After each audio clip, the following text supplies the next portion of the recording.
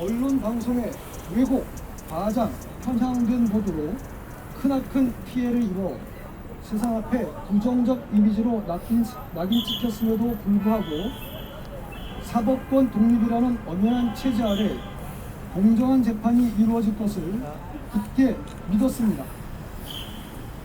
종교와 성범죄라는 편견을 배제하고 오로지 사건에만 초점을 맞춘 공정한 절차의 재판이 진행될 것을 믿고 성실히 재판에 임한 것입니다.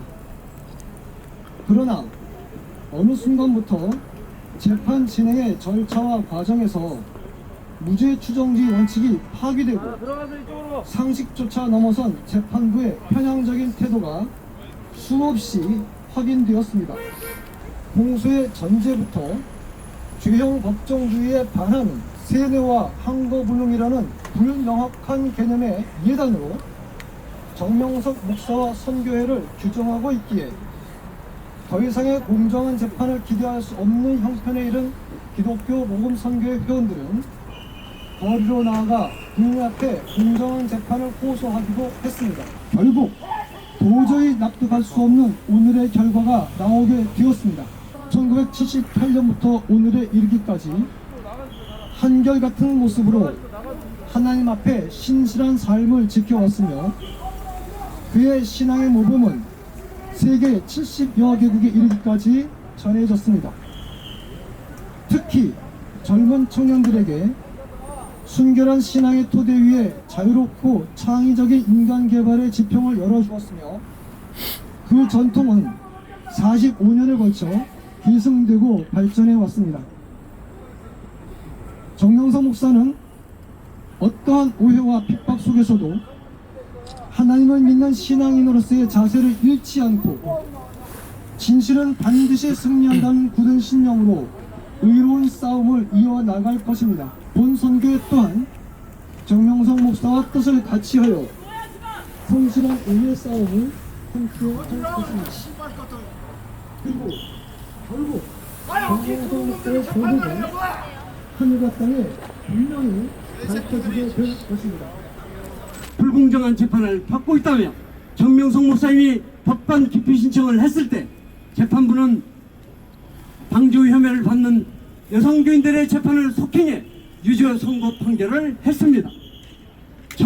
정범부와 공범에 대한 재판이 동시에 진행되면 원래는 정범 사건을 먼저 판단해야 되고 정범이 무죄는 공범은 100% 무죄가 되는 것입니다.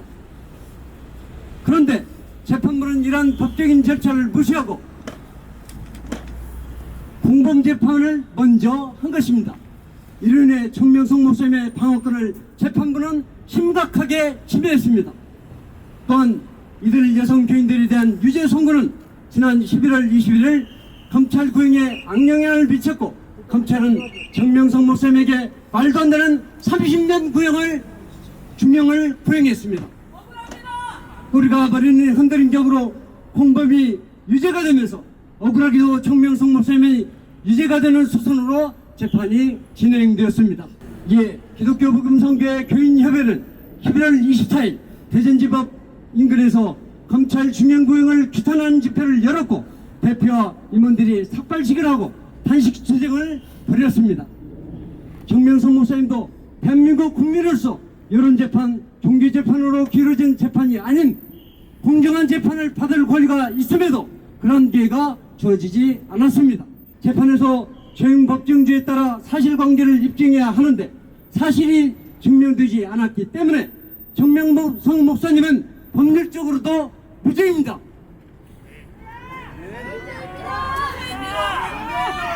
재판에서 죄행 법정주의에 따라 사실관계를 입증해야 하는데 사실이 증명되지 않았기 때문에 정명석 목사님은 법률적으로도 무죄입니다.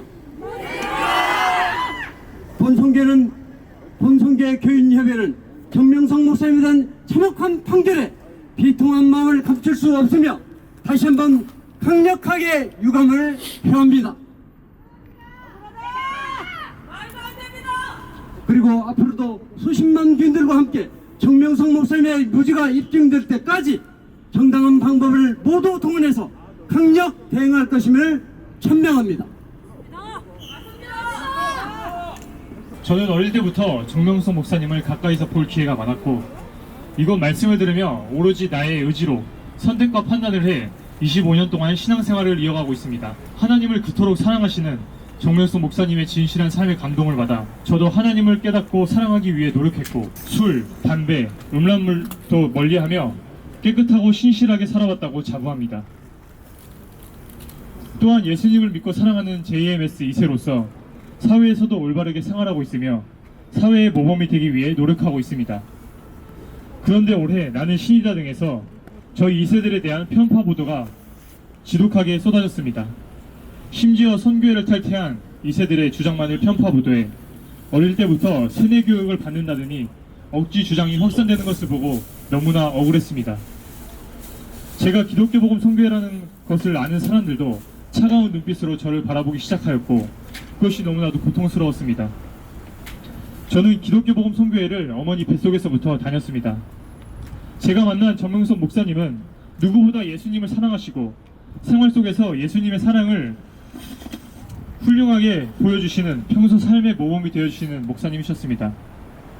제가 정명석 목사님을 따르는 이유는 강압적인 선택이 아닌 누구보다 먼저 본이 되어 하나님을 모시고 사랑하시는 그 모습을 저에게 보여주셔서 이것이 정말로 하나님을 사랑하는 모습이구나 생각하여 따르게 되었습니다. 이제 앞으로 또 남은 이제 피해자분들도 되게 많은 걸로 알고 있어요. 10명이 넘죠.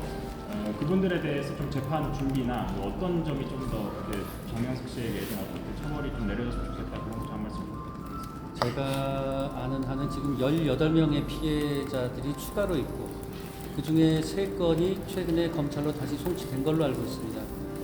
아마 조만간 검찰이 3명의 피해자에 대해서 다시 기소하리라고 믿는데 이제 순차적으로 또 모든 피해자들 사건이 기소가 될 거고 선고가 내려질 것으로 믿고 최대한 그 감형을 해주지 않았으면 합니다. 추가 사건에 대해서. 그리고 개인적으로 정명석이 정말 무병장수 오래오래 살길 바랍니다. 죽기 전까지 모든 징역형을 꽉 채우고 그렇게 되길 개인적으로 바랍니다. 저는 여기까지 혹시 하시고 싶은 질문 있으신가요? 없으시면 변호사님 잠깐 마이크 좀 올려주세요. 마찬가지로 오늘 좀 재판 결과 어떻게 보시는지 그것부터 좀 여쭤볼게요. 예, 일단 저희가 지금 고소장을 제출한 지 거의 2년이 다 돼서 판결이 선고됐고 시간이 너무 오래 걸려서 이제 피해자들이 겪은 이제 고통 이런 것들을 생각하면 좀 늦었다는 생각이 들지만 판결 결과에 대해서는 저희는 재판부가 엄정하게 합리적인 판단을 해주셨다고 생각하고 있습니다. 이번 재판 준비하면서 가장 좀 힘드셨던 거가 뭐고 좀 어떤 점에 좀 포커스 맞춰서 준비하셨는지 예, 저희가 이제 고소장을 제출한 직후부터 이제 JMS 쪽에서는 여러 신도들이나 주변 인물들을 이제 동원해서 수사를 방해하고 재판이 진행되는 과정에서도 뭐 법관 기피 신청을 한다든지 뭐 증인들을 필요하지 않은 증인들을 신청한다든지 이런 방식으로 계속 시간을 끌어왔거든요. 그리고 이제 또 한 가지는 지금 피해자들의 신상이라든지 이런 것들을 유포한다든지 공격하는 방식을 광범위하게 좀 진행을 해왔고 이런 부분들이 사실 피해자들에게는 이제 가장 힘든 점이 아니었나 싶습니다. 그리고 좀 아까 말씀하신 것처럼 또 남은 피해자들도 많고 또 실제로 맡고 계시는 담당하시는 피해자분도 아까 한 11분 정도 있으시다고 말씀하셨잖아요. 좀 앞으로 재판 좀 어떻게 준비하실 건지 그 계획 좀 말씀 부탁드립니다. 예, 일단은 지금 오늘 1심 선고가 나온 거기 때문에 이제 항소심 재판 과정에서도 지금 이 판단이 계속 유지될 수 있도록 저희로서는 노력을 할 거고요. 이것과 별개로 지금 피해자들이 입은 그 정신적인 손해나 여러 가지 것들에 대해서 손해배상 청구 소송을 이제 제기를 할 계획을 가지고 있고요. 그리고 지금 아마도 저희가 이 준비하면서 여러 피해자들을 많이 만났고 그 중에 상당수는 고소를 결국 이제 못한 분들도 있는데 그분들이 아마도 이제 지금 오늘 선고를 보고 또 용기를 내서 또 고소에 나서거나 이제 이런 분들이 또 있을 거라고 생각합니다. 그래서 그런 것들을 전체적으로 저희가 계속 조력해 나가려고 합니다.